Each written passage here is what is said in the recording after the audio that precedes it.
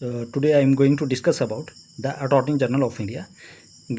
What is Attorney General of India और इसके क्या क्या काम है. अपॉइंटमेंट एंड टर्म्स की बात करते हैं हम पहले. आर्टिकल 76 हमें ये बताता है office of the attorney general of India कि ऑफिस होना चाहिए, किसका अटॉर्नी जनरल ऑफ इंडिया का होना चाहिए, office of the attorney general of India होना चाहिए. और ये किस में आता है, चैप्टर 1 एग्जीक्यूटिव और पार्ट 5 में आता है. और किसका पार्ट है, एग्जीक्यूटिव. ठीक है, इन पार्ट 5. और ये किसका पार्ट है, यूनियन का. गेटिंग. तो अपॉइंटमेंट एंड टर्म क्या है, जो भी हमारे पास अटॉर्नी जनरल है वो होना चाहिए. ठीक है, उसका ऑफिस होना चाहिए. किस आर्टिकल में आता है, आर्टिकल 76 में. इसके अकॉर्डिंग और कौन सा चैप्टर, चैप्टर 1 और पार्ट 5. और ये यूनियन एग्जीक्यूटिव है. गेटिंग. और यही जो है, यही highest law officer in the country. और हमारे कंट्री का सबसे बड़ा जो लॉ ऑफिसर है वो हमारे अटॉर्नी जनरल ऑफ इंडिया है. गेटिंग. अब यहाँ पे इनकी क्या क्या क्वालिफिकेशन होनी चाहिए और क्या क्या होना चाहिए. गेटिंग. ये सिटीजन ऑफ इंडिया होना चाहिए. हाई कोर्ट फॉर 5 ईयर्स, मतलब कि एक इंडिया के एक नागरिक होना चाहिए.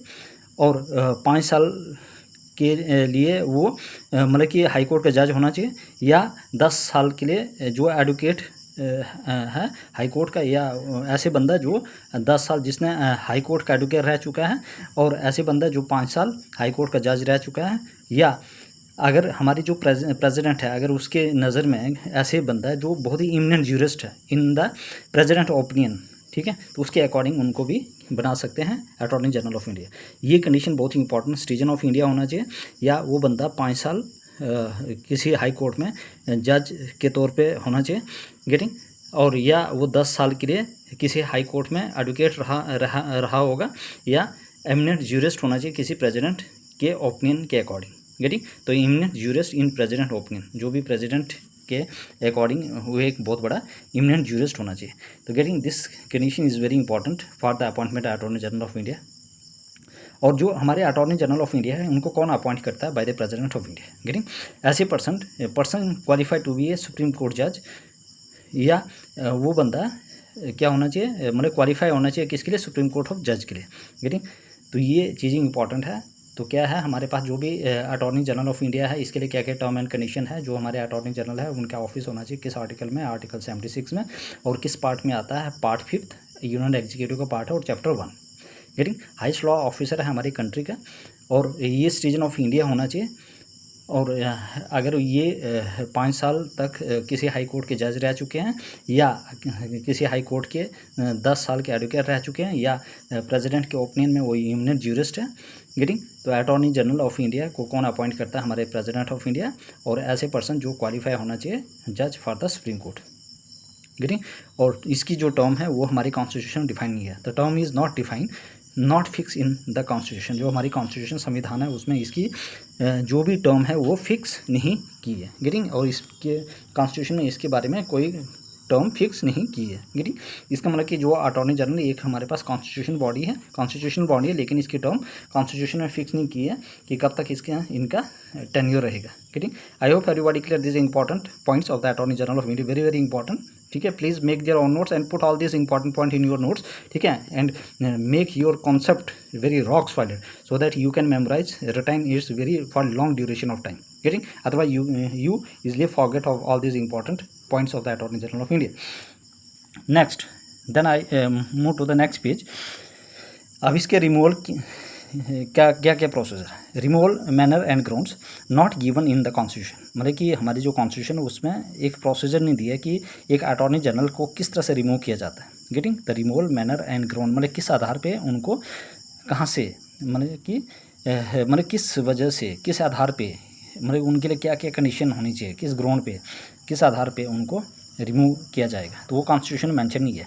तो हमारे पास फिक्स टर्म भी मेंशन नहीं है और रिमूवल मैनर और ग्राउंड भी इसमें मेंशन नहीं हमारे कॉन्स्टिट्यूशन. लेकिन जो इनको कौन रिमूव करता है, इनको रिमूव किया जाता है president of India at any time. याद रखना, जो हमारे पास अटॉर्नी जनरल ऑफ इंडिया होते हैं इनको प्रेसिडेंट कभी किसी भी टाइम क्या कर सकते हैं, निकाल सकते हैं, हटा सकते हैं. गेटिंग. इंपॉर्टेंट है. तो attorney general of India can be removed only by the president of India at any time. और जो भी रेजिग्नेशन लेटर है, resignation letter given to the president. अब वो भी अपनी जो भी रेजिग्नेशन लेटर होता है वो किसको देते हैं, वो प्रेसिडेंट को देते हैं. Resignation letter given to the president of India. Getting conventionally resign और रिमूव्ड व्हेन गवर्नमेंट रिज़ाइन। और इनका क्या होता है, जब गवर्नमेंट सरकार ही गिर जाती है या सरकार नहीं रहती है तो इनको भी रिमूव या रिज़ाइन करना ही पड़ता है, ठीक है। तो वो डिपेंड करता है कि दूसरी सरकार या तो उन्हीं को रखेगी या तो किसी और को चुनेगी, ठीक है। तो जब सरकार ही डिज़ोल्व हो जाती है, अगर सरकार ही नहीं रहती है, सरकार ही वो हो जाती है, भंग हो जाती है या डिज़ोल्व हो जाती है या सरकार ही ख़त्म हो जाती है, ठीक है। अगर मतलब कि दूसरी सरकार जब दोबारा इलेक्शन होने तक क्या हो जाता है, ये जैसे ही सरकार रिज़ाइन मतलब कि वो डिज़ोल्व हो जाती है तो इनको भी रिज़ाइन या रिमूव किया जाता है, गेटिंग। वो दूसरी सरकार की मर्ज़ी है कि अगर वो उसी रखेंगे या दूसरे बंदे को अपॉइंट करेंगे as a attorney general of India, getting. अब है रेम्यूनरेशन क्या है, नॉट फिक्स। अब जो भी रेम्यूनरेशन है वो मतलब फिक्स नहीं है, ठीक है, not fix by the constitution. और इनका जो भी ये रेम्यूनरेशन, जो भी सैलरीज वगैरह अलाउंसेस, वो कौन तय करता है, हमारे पास प्रेसिडेंट ऑफ इंडिया। तो president determine the remuneration of the attorney general of India, but in this condition this remuneration is not fixed in the constitution, getting. तो कॉन्स्टिट्यूशन के अकॉर्डिंग इसकी रेम्यूनरेशन, ठीक है, फिक्स नहीं है, लेकिन कौन तय करता है, प्रेसिडेंट ऑफ इंडिया, गेटिंग। अब ड्यूटीज़ एंड कंडीशंस याद रखना। इससे पहले क्या था, रिमूवल मैनर और ग्राउंड हमारे कॉन्स्टिट्यूशन में फिक्स नहीं है, लेकिन कौन रिमूव करता है, remove by the president of India. और रेजिग्नेशन किसको देते हैं, प्रेसिडेंट को देते हैं। कन्वेंशनली जो भी रिज़ाइन या रिमूवल है वो जब भी गवर्नमेंट रिज़ाइन दे देती है, ठीक है, तो उसी टाइम इनको भी अपनी रेजिग्नेशन देना पड़ता है, गेटिंग। रेम्यूनरेशन मतलब कि हमारे कॉन्स्टिट्यूशन में फिक्स नहीं है, लेकिन कौन तय करता है, president of India. Duties and functions, अब इसकी क्या क्या ड्यूटीज़ और फंक्शंस है। Advice government of India upon such legal matter which are refer to him by the president. देखो, इनका काम है कि अगर कोई भी लीगल मैटर है उस पर क्या करना है, मतलब कि अगर हमारे पास advice government of India upon such legal matter which are refer to him by president.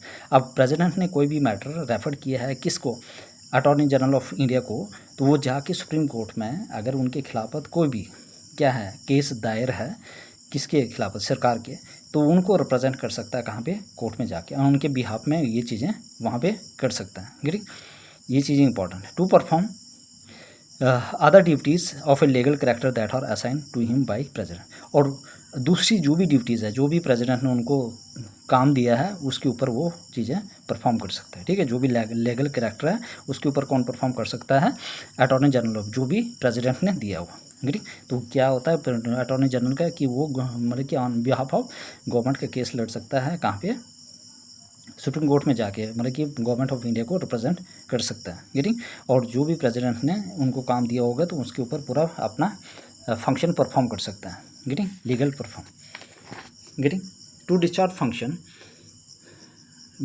Confirm on him by constitution और any other law.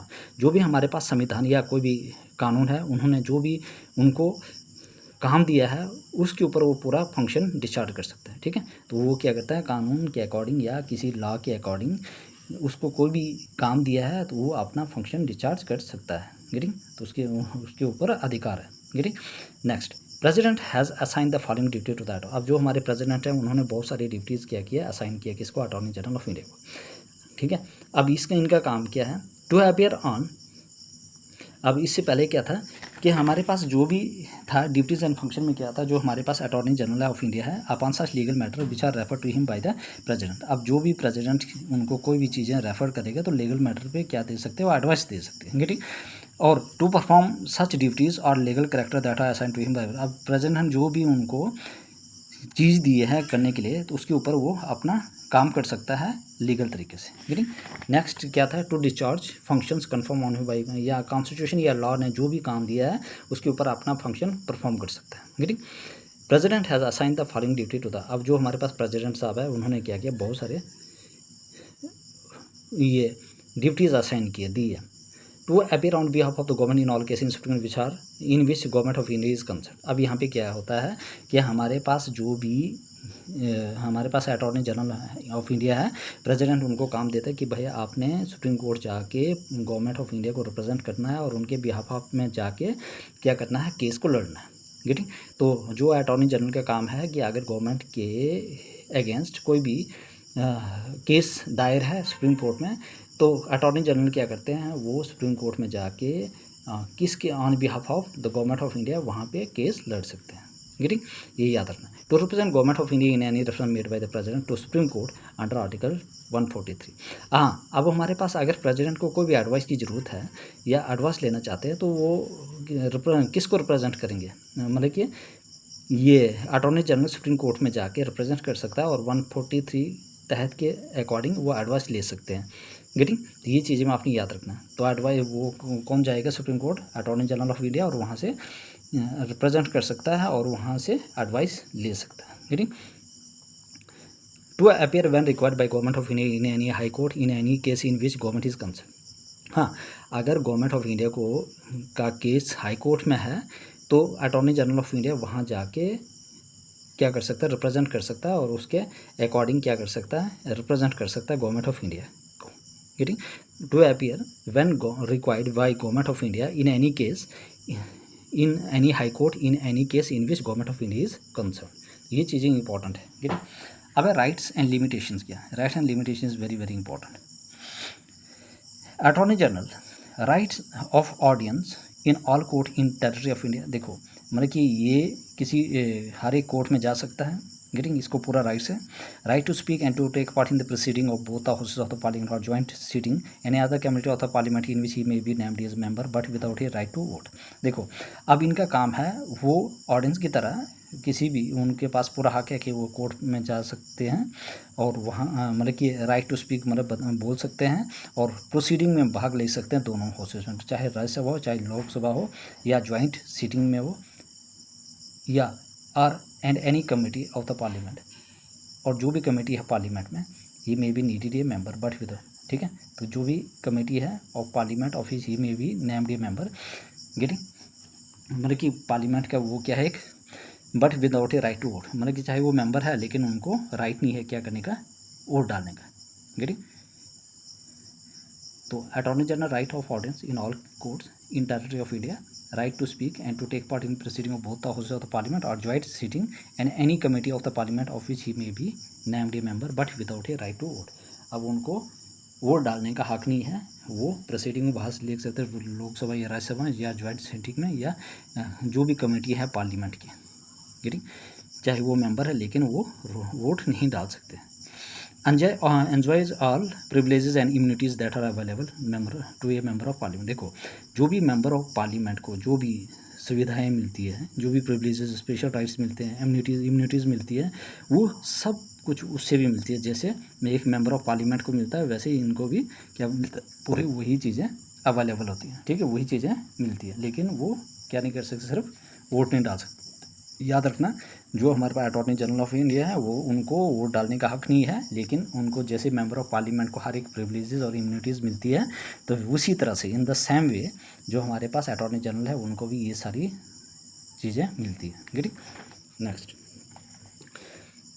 Following limitations are placed on attorney. अब क्या क्या लिमिटेशन लगाई गई है इसके ऊपर, अटॉर्नी जनरल ऑफ इंडिया के ऊपर। शुड नॉट एडवाइस और hold a brief against government of. देखो, अगर वो गवर्नमेंट ऑफ इंडिया के अगेंस्ट अगर केस लड़ने जा रहे हैं तो लेकिन उनके अगेंस्ट क्या नहीं दे सकते हैं, मतलब सलाह नहीं दे सकते। गेटिंग, याद रखना, shall not advice, should not advice और hold a brief in case in which he is called upon the advice to appear for government. हाँ, अगर उनको बुलाया गया है कि भाई आपने इस केस को लड़ना है और उसके बाद उस केस को लड़ते लड़ते वो किसी और को एडवाइस नहीं दे सकते हैं। गेटिंग, याद रखना, मतलब किसी और को एडवाइस नहीं दे सकते, उनको हक नहीं कि वो केस लड़ने जा रहे गवर्नमेंट ऑफ इंडिया को और वो किसी बंदे को क्या दे रहे हैं, वहाँ जाके एडवाइस दे रहे हैं। ठीक है, तो ये भी नहीं कर सकते। Should not defend accuse person in criminal proceeding without the government of India ने, और जो भी एक्यूज पर्सन है उसको नहीं बचा सकते हैं अगर उसने कोई भी क्राइम किया है क्रिमिनल प्रोसीडिंग में, जब तक क्या नहीं होगा, विदाउट द गवर्नमेंट, जब तक उनको गवर्नमेंट की परमिशन नहीं होगी, विदाउट गवर्नमेंट की परमिशन वो किसी एक्यूज़ को क्या नहीं कर सकते, बचा नहीं सकते।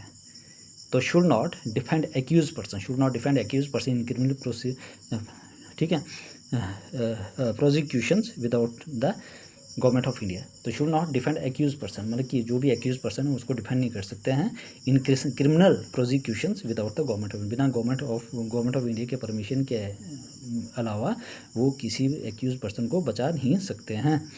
Should not accept appointment as a directly in any company और corporation without the permission of government. देखो अब वो अपने आप को ना तो डायरेक्टर की तरह अपने आप को अपॉइंट कर पाएगा या और इन एनी अदर कंपनी और कॉर्पोरेशन या किसी कंपनी में या कॉर्पोरेशन में जब तक गवर्नमेंट ऑफ इंडिया की परमिशन नहीं होगी। जब तक गवर्नमेंट की इंडिया की परमिशन नहीं होगी तब तक ना तो वो डायरेक्टर अपॉइंट हो सकते हैं किसी कंपनी के या और कॉर्पोरेशन विदाउट द और कॉर्पोरेशन या किसी corporation without the permission of the government of India.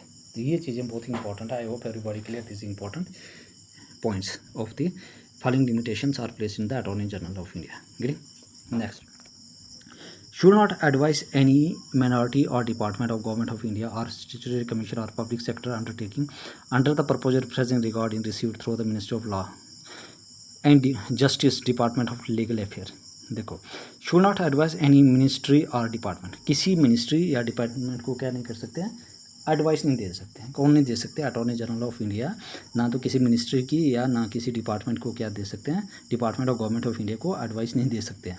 किसी और या कोई भी स्टेचुटरी ऑर्गेनाइजेशन है या कोई भी पब्लिक सेक्टर है उनको एडवाइस नहीं दे सकते हैं, ठीक है, unless the proposal of a reference in the regard is received through the, जब तक जो लॉ मिनिस्टर या मिनिस्टर ऑफ जस्टिस है, ministry of law and justice, department of legal affair, जब तक ये चीज़ें क्या नहीं करेंगे, ये परमिशन नहीं देंगे, ये वो चीज़ें नहीं बताएंगे, तब तक ये चीज़ें ये इंसान इनको एडवाइस नहीं दे सकता है। तो किसके साथ किससे परमिशन लेनी पड़ेगी, ठीक है, ministry of law and justice of department legal affair, मतलब कि law and justice, ministry of law and justice की जो मिनिस्टर है मिनिस्ट्री ऑफ लीगल अफेयर, जब तक वो परमिशन नहीं देंगे तब तक वो इस डिपार्टमेंट को या ऑर्गेनाइजेशन को या स्टैट्यूटरी ऑर्गेनाइजेशन या any public sector statutory organization या एनी पब्लिक सेक्टर या गवर्नमेंट ऑफ इंडिया या जो भी मिनिस्ट्री और डिपार्टमेंट को क्या नहीं दे सकते हैं, वो एडवाइस नहीं दे सकते हैं। Getting? However, Attorney General not a full-time counsel for government, not fall in the category of government servant. जो अटॉर्नी जनरल है वो फुल टाइम मेंबर नहीं है किसका, गवर्नमेंट ऑफ इंडिया, ना तो वो एम्प्लॉय है, ठीक है, full time, not fall in the category of government servant, ना तो किस में फॉलो करता है, गवर्नमेंट सर्वेंट में। Getting? Not debarred from private legal practice, हाँ वो प्राइवेट लीगल प्रैक्टिस कर सकता है, उनको लीगल प्रैक्टिस करने से कोई नहीं रोकेगा, वो अपना प्राइवेट काम करेगा। अगर गवर्नमेंट को ज़रूरत होगी तो उसको बुला लेंगे अपना काम करने के लिए, लेकिन बाद में वो अपना प्राइवेट जो भी प्रैक्टिस है वो आराम से कर सकते हैं। गेटिंग?